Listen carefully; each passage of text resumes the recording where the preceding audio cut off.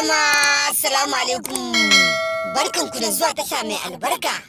Ku ci gaba da mana subscribers, kana ku danna mana alamar ƙararrawa ta zarar mun dora domin samun gamsassun cikakkun bayanai. Ku ci gaba da bibiyar mu a tashar nan mai albarka,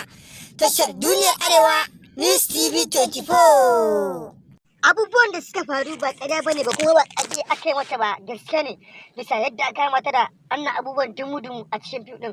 Wannan dalilin ne shugaban fina-finan Abdul mai shadda international ya nemi a sauke ta a cikin fim saboda za ta kashe mai gasa kuma za ta ɓata masa tafiyarsa. Hakan ne sa ce gaskiya dole sai ta rasa aikinta wato a cikin fim din manyan matan. Ba komai ne yasa ta wannan shubhar ba sakamakon saboda ta yi abubuwan da ba su dace ba. Momi Gombe. Tun da aka kama Momi Gombe da bidiyo tsirara Amiru investment kuma masu kula da fitin manyan mata suka fara kyamatar Momi Gombe bisa yadda ta fitar da tsaracinta karara kuma abubuwan da ya baka haushi zai baka mamaki da wanda lokacin da aka yi mata bidiyon aka ce mata a fasta bidiyon duniya ta ce a fasta shi har lahira ba ma duniya ba ta ce ita wa take tsoro ta ce ita tsoroka take su ta yi wa wai idan mutane ba ta ce in dai mutane za su gani kuma za ta ɗaukaku to zagi ba zai dame ta ba. Wannan dalilin ne isa Sariya Haruna ta magana ta ce dan Allah da Annabi ta neman afuwa a Momi Gombe hakuri a Momi Gombe afuwa a kyale ta aka ce ai ko ita ba za a yi ba a za a kalle ta ba.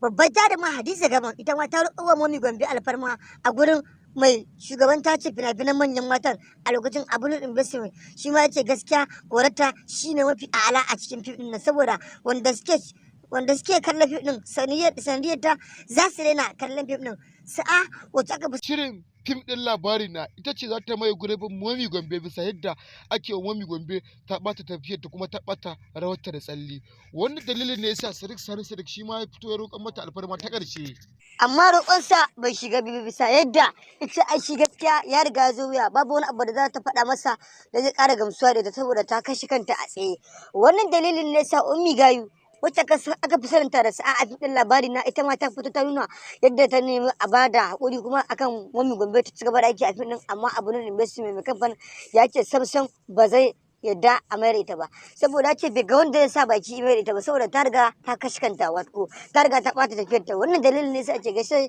shi fa gaskiya wai ta barin ta a cikin tafiyar nan ba saboda za ta kashe wasu kuma za ta kashe wa wasu kasuwa ba ma iya kamfanin nasa ba. Momi Gombe ta bace da kuka kuma ta ce ita wannan abun an mata ne bisa rashin adalci kuma an mata ne bisa zamba cikin aminci ba ta sun za mata ba kuma aka mata kuma ta ce ta yi mutanen da suka mata ta tabbatar da lallai mutane ma wasu son gaske yi wa bai haƙi da gaskiya ba wasu so suke su kama kada wani abubuwan da su bata kare ka wato su bata maka tafiyar ka.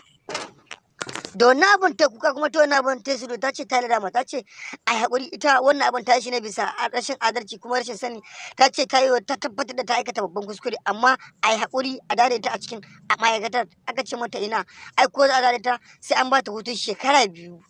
Yanzu haka zancen da ake muku Momi Gombe an bata hutun tsawon shekara 2 a fiɗin manyan mata. A'a ba a sani ba ko za a bata industry gabaki ɗaya shekara 2 ko kuma iya fiɗin manyan mata na bata shekara 2. To ku biyo mu dai a cikin tashan nan bisa yadda za mu ji shari'a za ta kaya da ƙarshe. Ba komai bane bai sai aka kori Momi Gombe a cikin fim din ba bisa yadda idan aka gani an kyale ta a matsayin ta na babbar jaruma wasu za su koyi da halinta kuma za su koyi da irin ɗabi'a da shi isa aka kore ta gaba ɗaya.